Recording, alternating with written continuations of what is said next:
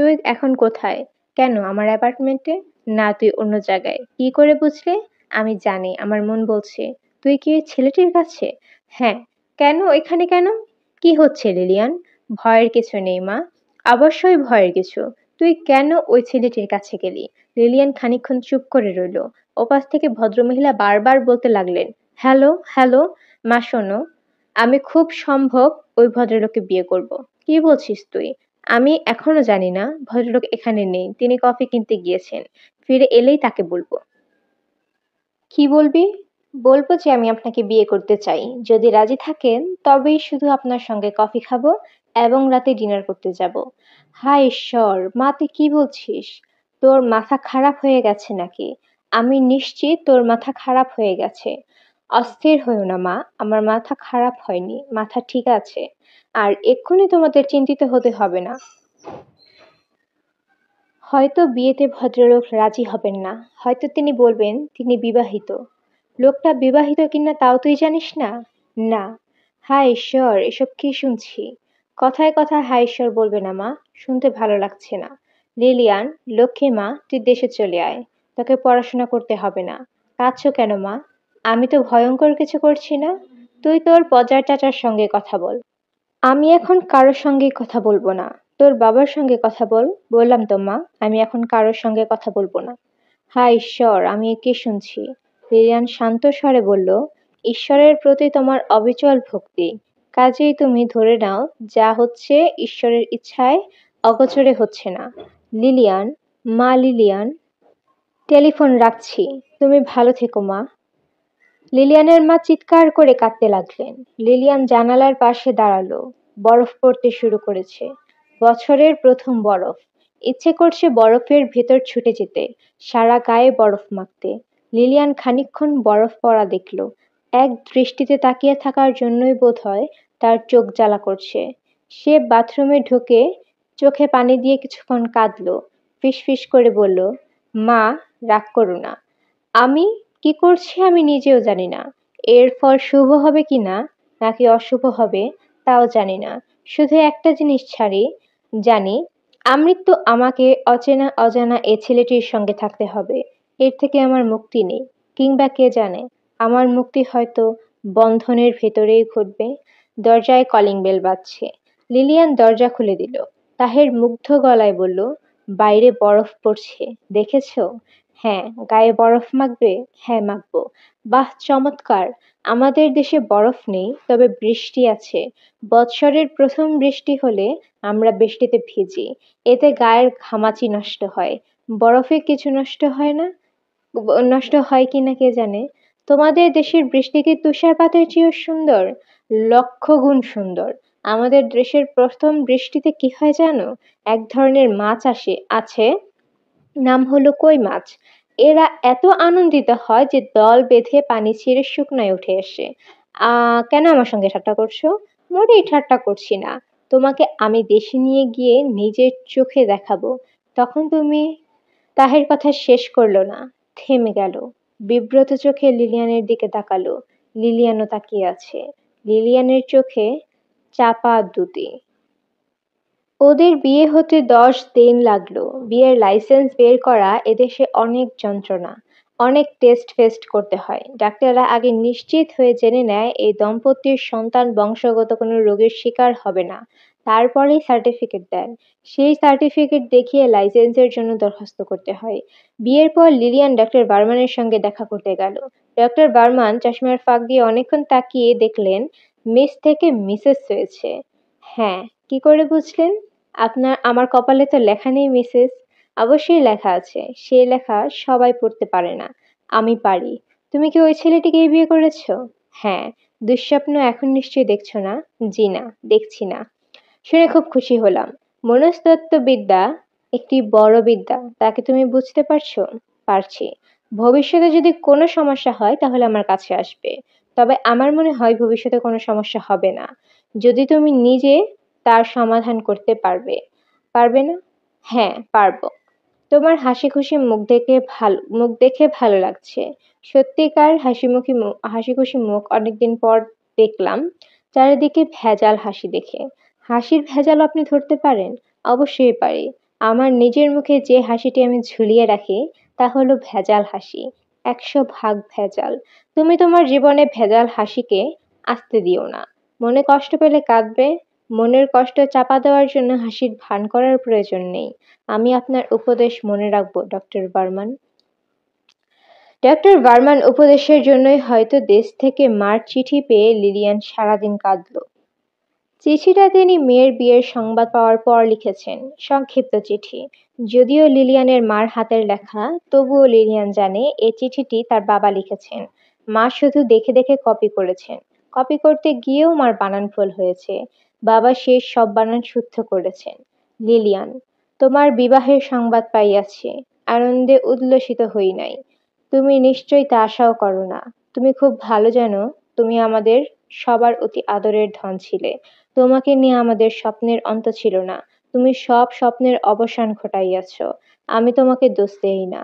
ঈশ্বরের হুকুম ছাড়া কিছুই হয় না। এই ক্ষেত্রেও তার প্রতিফলন, ইচ্ছারই প্রতিফলন ঘটেছে। আমি তোমার এবং তোমার স্বামীর সুখ এবং সুন্দর জীবন কামনা করি। সেই সুখের জন্য তুমি আমাদের পরিবারের সকলের সুখ তুচ্ছ করিয়াছ। ঈশ্বর যেন সেই সুখ তোমাকে দেন, ইহাই আমাদের সকলের কামনা। এখন তোমাকে কিছু কথা বলিব, মন দিয়া শোনো। তোমার বাবা পরিবারের সদস্য হিসেবে তোমাকে গ্রহণ করিবার ব্যাপারে অনিচ্ছা প্রকাশ করিয়াছেন। আমাদের সকলেরই সেই অভিমত। সর্বসম্মত সিদ্ধান্ত অনুযায়ী তোমাকে বর্জন করা হইয়াছে। ইহাতে মনে কষ্ট পাইও না। তুমি সকলকে ত্যাগ করিয়া একজনকে পাইতে চাইয়াছ। ঈশ্বর তোমার মনের প্রার্থনা পূর্ণ করিয়াছেন। এক্ষণে বাড়িতে তোমার নাম আর উচ্চারিত হইব না। তোমার ব্যবহারকারী জিনিস, তোমার ফটোগ্রাফ সমস্তই নষ্ট করিয়া দেওয়া হইয়াছে। তুমি আমাদের সহিত কোন রকম যোগাযোগ করিবার চেষ্টা করিবে না। যোগাযোগ করিবার চেষ্টার অর্থই হইবে আমাদিগকে কষ্ট দেওয়া এবং নিজে কষ্ট পাওয়া। ঈশ্বর তোমার মঙ্গল করুন। ঈশ্বরের নিকট তোমার প্রসঙ্গে ইহাই আমাদের শেষ প্রার্থনা। তোমার হতভাগিনী মা। পুনশ্চ, মা, তোমার দুঃস্বপ্ন দেখা কি বন্ধ হয়েছে? লিলিয়ানের ধারণা চিঠির শেষে পুনশ্চ অংশটি মার লেখা। মা বাবাকে না জানিয়ে এই বাক্যটি লিখেছেন। কেন মায়েরা এত ভালো হয়? কেন হয়? সে নিজে কি কোনো একদিন এইরকম এক ধরনের মা হতে পারবে? লিলিয়ান কাঁদতে কাঁদতে ভাবল, আমার প্রথম সন্তানটি যেন মেয়ে হয়। মেয়ে হলে আমি মার নামে তার নাম রাখতে পারবো। ভিন্ন দেশের ভিন্ন ধর্মের একটি ছেলেকে বিয়ে করে ফেলার মতো সহজ কাজ সাধারণত প্রচণ্ড ঝোঁকের মাথায় করা হয়, এবং ঝোঁক দীর্ঘস্থায়ী হয় না। বিয়ের 1 মাসের মধ্যেই মনে হতে থাকে কাজটা ঠিক হয়নি, খুব ভুল হয়েছে। এদের বেলায় এটা ঘটল না। বিয়ের 1 বছর পর গভীর রাতে লিলিয়ানের মনে হলো, আমি নিশ্চয়ই আমার শৈশবে কিংবা আমার যৌবনে বড় ধরনের কোনো পুণ্যকর্ম করেছি। বড় ধরনের কোনো পুণ্যকর্ম ছাড়া এ ধরনের একজন মানুষকে স্বামী হিসেবে, বন্ধু হিসেবে পাওয়া যায় না। লিলিয়ান একা একা কিছুক্ষণ কাঁদল। তারপর চেষ্টা করলো তাহেরের ঘুম ভাঙাতে, পারল না। তাহেরের ঘুম ভাঙানো সত্যি সত্যি অসম্ভব ব্যাপার। লিলিয়ানের খুব ইচ্ছা করছিল তাহেরের ঘুম ভাঙিয়ে তাকে নিয়ে রাস্তায় হাঁটতে চায়। গভীর রাতে নির্জন রাস্তায় তারা হাত ধরাধরি করে হাঁটতে হাঁটতে সে তাহেরকে বলবে, আমি তোমাকে ভালোবাসি। তাহেরের জন্য তার আলাদা করে রাখা এই ভালোবাসা কখনো নষ্ট হবে না, কখনো না। বিয়ের 1.5 বছরের মাথায় তাহের ফিফথ অ্যাভিনিউতে নতুন বাড়ি নিল। বিশাল ডুপ্লেক্স, একতলায় খাবার ঘর, বসার ঘর, লাইব্রেরি কাম স্টাডি রুম এবং একটা গেস্ট রুম। দোতলায় 4টা শোবার ঘর। এত বড় বাড়ির তাদের কোনো প্রয়োজনই ছিল না। কিন্তু তাহের ছোট বাড়ি নেবে না। ছোট বাড়িতে নাকি তার দম বন্ধ হয়ে আসে।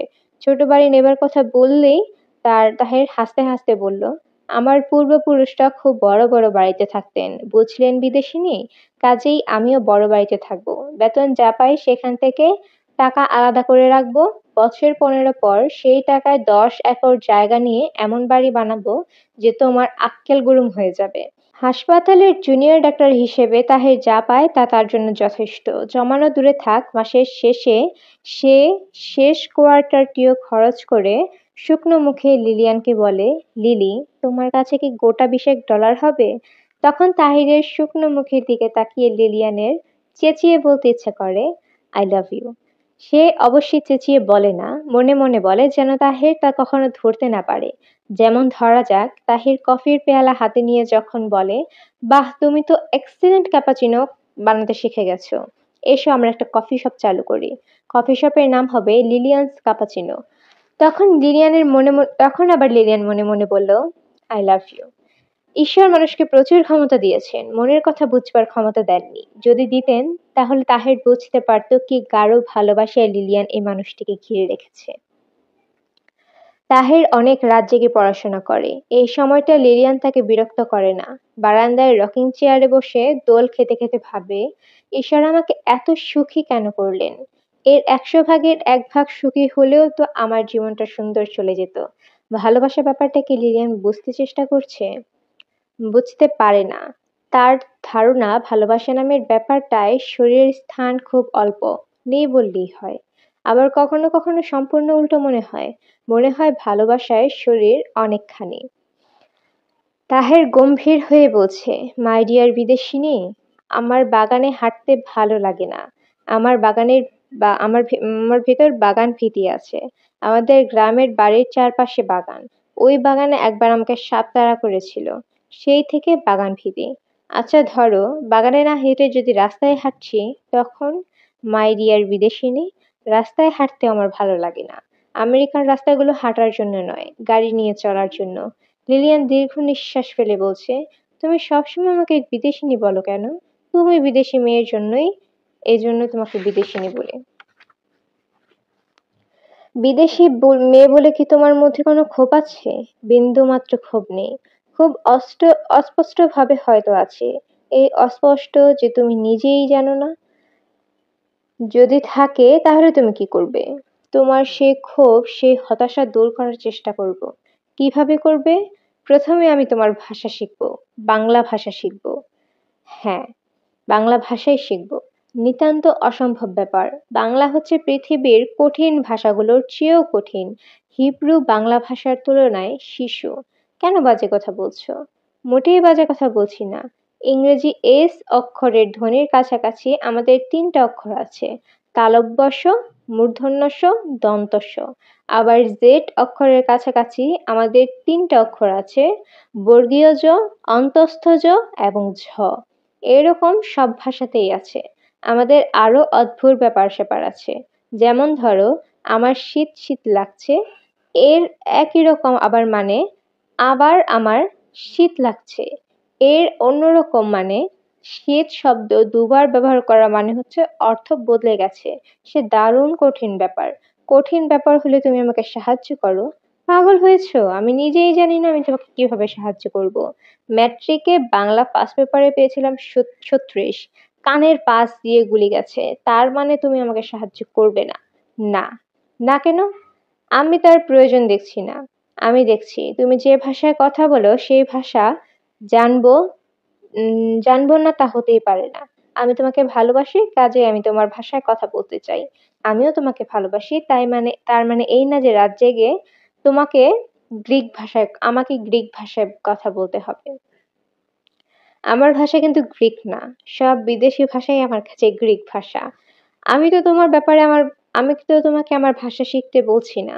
আমি শুধু বলছি, তোমার ভাষা শেখার ব্যাপারে তুমি আমাকে সাহায্য করো। ফাইন, সাহায্য করব। তুমি আমাকে সাহায্য করো। আমি ঠিক করেছি, বাংলাটা পুরোপুরি শেখা শেষ হয়ে গেলে আমি তোমাকে নিয়ে তোমার দেশে যাব। বাঙালি মেয়ে হওয়ার মূল ট্রেনিংটা আমি দেশে গিয়ে নেব। পাগল হয়েছো? দেশে যাবার কথা আমি চিন্তা করতে পারি না। কেন চিন্তা করো না? দেশে আমার কেউ নেই। তোমার বাবা মা মারা গেছেন তা জানি, তাই বলে আর কেউ থাকবে না তা কি করে হয়? আমার মা বাবা নেই, আমার কোনো ভাই বোনও নেই। একটা বোন ছিল ছোটবেলায়, মেনিনজাইটিসে মারা গেছে। বাড়িঘর তো আছে নাকি তাও নেই। গ্রামে একটা বাড়ি আছে, সে শহরে কোনো বাড়ি নেই। গ্রামের বাড়িতে কে থাকে? কেউ থাকে না, তালাবদ্ধ থাকে। দরজা জানালা কিছু কিছু চুরি করে নিয়ে গেছে, তবে খুব বেশি নিতে পারেনি। বাড়ির সঙ্গে বিরাট আম কাঁঠালের বাগান আছে। আমার এক দুঃসম্পর্কের চাচা সেই বাগানে দেখাশোনা করেন। বাগানের তিনি বাগানের আয় তিনিই ভোগ করেন। আমি তাকে মাঝে মাঝে কিছু ডলার পাঠাই, যাতে তিনি বাড়িটা দেখে শুনে রাখেন। লিলিয়ান অগ্রাহ্য নিয়ে সরি। লিলিয়ান আগ্রহ নিয়ে বলল, খুবই ভালো কথা। মনে হচ্ছে তোমাদের পৈতৃক বাড়ি বসবাসযোগ্য অবস্থায় আছে। এই সামারে চলো 2 মাস থেকে আসি। পাগল হয়েছো? সামারে আমি থাকবো ভিয়েনে। কোনো ক্রমে যাওয়া কি সম্ভব না? না। তাছাড়া লিলিয়ান, সামারে বাংলাদেশ তোমার ভালো লাগবে না। ট্রপিক্যাল কান্ট্রি, প্রচন্ড গরম, টেম্পারেচার 34 ডিগ্রি থেকে 35 ডিগ্রি সেলসিয়াস পর্যন্ত ওঠে। হাই হিউমিডিটি, গা থেকে আলকাতরার মতো ঘাম বের হবে। আমার কোনো অসুবিধা হবে না। হবে। আমার পৈতৃক বাড়িতে কোনো ইলেকট্রিসিটি নেই। হাত পাখা হচ্ছে একমাত্র পাখা। প্রচন্ড মশা। বাড়ির চারিদিকে বাগানটা সুন্দর, কিন্তু সুন্দর হলেও হাঁটতে পারবে না। বর্ষায় প্যাচে কাদা হয়ে থাকে। সে সঙ্গে আছে সাপের উপদ্রব। তুমি আমাকে ভয় দেখানোর চেষ্টা করছো। ভয় দেখানোর চেষ্টা করছি না, সত্যি কথা বলছি। ভয় দেখাতে চাইলে বলতাম আমাদের বাড়ি চারপাশে ভয়ঙ্কর ঘন জঙ্গল। সেই জঙ্গলে রয়েছে রয়্যাল বেঙ্গল টাইগার এবং বুনো হাতি ঘুরে ফিরে বেড়ায়। আমি মশার কথা বলছি, রয়্যাল বেঙ্গল টাইগার কথা বলিনি। লিলিয়ান দীর্ঘ নিঃশ্বাস ফেলে বলল, আমার খুব আশা ছিল আমি সামারেই তোমার পৈতৃক বাড়িতে দেখতে যাব। তোমার আশা আপাতত পূর্ণ হচ্ছে না। কোনো একদিন নিশ্চয়ই হবে। বাংলাদেশের মশা তোমাকে দেখিয়ে আনবো। সব মশা এক্সপোর্ট কোয়ালিটির, ইয়া সাইজ। একেকজন 1 ছটাক 1.5 ছটাক করে রক্ত খায়। রক্ত খেয়ে বমি করে ফেলে দেয়, আবার খায়। হা হা হা। তাহিরের ভিয়েনায় 1 মাসের জন্য যাবার কথা ছিল, সেটা বেড়ে হয়েছে 2 মাস। সেমিনারের শেষে একটা শর্ট কোর্স শেষ করে সে ফিরবে। তাহির খুব খুশি। লিলিয়ানের খারাপ লাগছে, বেশ খারাপ লাগছে। খারাপ লাগছে এই ভেবে যে তাহির বুঝতে পারছে না তাহিরকে ছেড়ে একা একা বাস করা তার জন্য কত কষ্টের। সে তো অনায়াসে বলতে পারতো, লিলি তুমি আমার সঙ্গে চলো। ঘর দুয়ার তালাবদ্ধ থাকুক, এই কথা একবার বলছে না। তাহিরের ফ্লাইট বুধবারে। সে মঙ্গলবার নাস্তার টেবিলে কফি খেতে খেতে বলল, লিলি তুমিও চলো। আমি সেমিনার করব, কোর্স করব, তুমি শহরে শহরে ঘুরতে থাকবে। শুধু রাতে আমরা একসঙ্গে ঘুমোবো। এখানে একা একা এত বড় বাড়িতে থাকার তোমার দরকার নেই। শেষে ভয়টই পাবে। না, আমি ভয় পাবো না। ভয় না পেলে থাকো। বাড়ি খালি রেখে যাওয়া ঠিক না। লিলিয়ানের কান্না পাচ্ছে। কেন সে বলতে পারছে না, না আমি ভয় পাবো না। তাহের বলামাত্র সে রাজি হলো না কেন? এখন সে কি বলবে আমি একা একা থাকতে চাচ্ছি না, আমি তোমার সঙ্গে যাব? তুমি আমার জন্য একটা টিকিট কাটো। না, তা বলা সম্ভব নয়। এমন ছেলে মানুষই কিছুতেই সে করতে পারবে না। লিলিয়ান, হুম। তুমি স্বীকার না করলে আমি বুঝতে পারছি 2 মাস একা একা থাকা তোমার জন্য কষ্টকর হবে। তোমাকে আমি একটা সাজেশন দিই। তুমি তোমার বাপ মার কাছে চলে যাও, সেখান থেকে গিয়ে ঘুরে আসো। ওদের রাগ ভাঙিয়ে আসো। ওদের রাগ সম্পর্কে তোমার কোনো ধারণা নেই বলে তুমি এমন কথা বললে।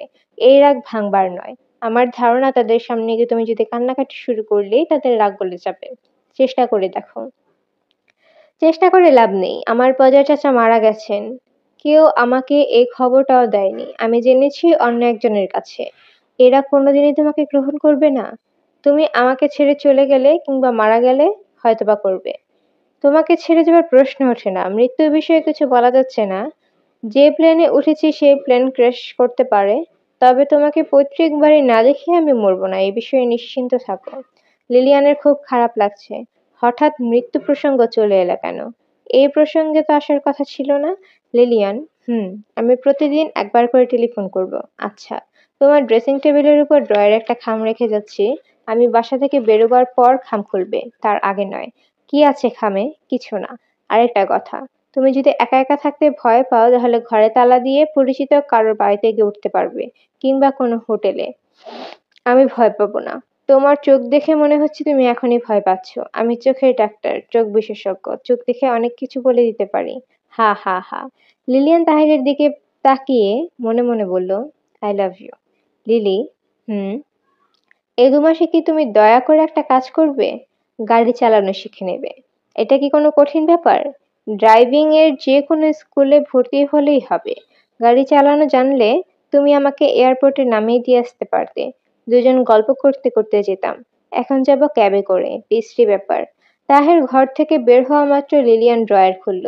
সেখানে একটা চিঠি, চিঠিতে লেখা, প্রিয় লিলি, খামের ভিতর একটা ভিয়েনা যাওয়ার ওপেন টিকিট আছে। টিকিটটা তোমার জন্য। যখন ইচ্ছে করবে তুমি চলে আসবে। আমি জোর করেই তোমাকে নিয়ে আমি জোর করেই তোমাকে নিয়ে যেতাম, যাইনি, কারণ আমি সারাদিন ব্যস্ত থাকবো। তুমি একা একা হোটেলে বসে থাকবে। নিজের স্বার্থে তোমাকে কষ্ট দিতে ইচ্ছে করলো না। এর চেয়ে ওপেন টিকেট ভালো। এখানে একা একা থেকে ক্লান্ত হয়ে পড়লে চলে আসবে। তখন